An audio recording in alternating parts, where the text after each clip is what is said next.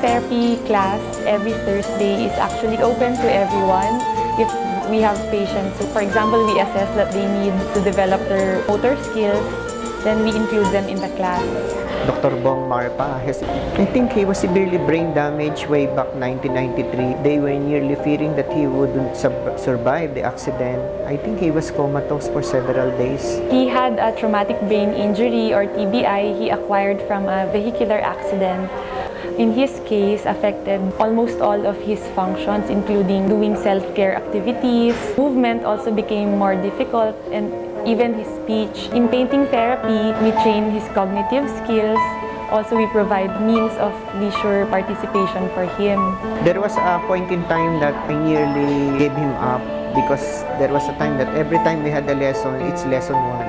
However, at this point in time, this year, 2011-2012, I had seen that he had improved a lot.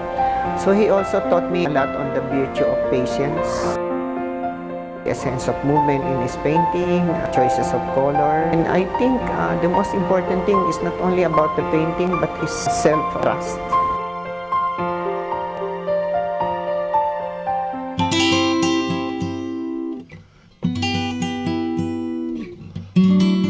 Antonia Cruz has been here also for 3 years now. She has had a stroke. Her right hand has been affected.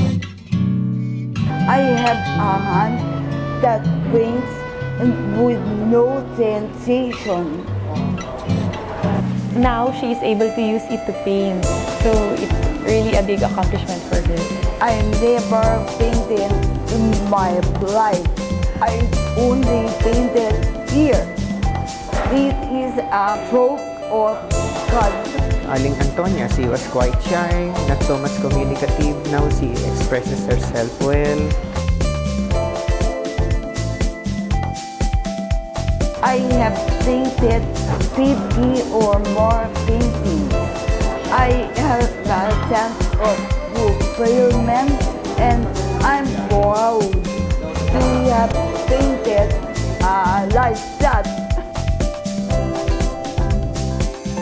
Eric Jan Patos has a cerebral palsy. He has difficulty in controlling hand movements. He has also difficulty in producing speech, especially athetoid type. Pag na-excite sila, mas nagpo-produce ng involuntary movement. So, what we do is that we remind him to stay calm and relaxed during the activity. With him, I saw that he is really motivated in painting. As an occupational therapist, it is the thrust of our profession to give an opportunity for the patient to be independent in all types of activities. Siya rin naman, hindi rin naman siya nag-ask ng help from us.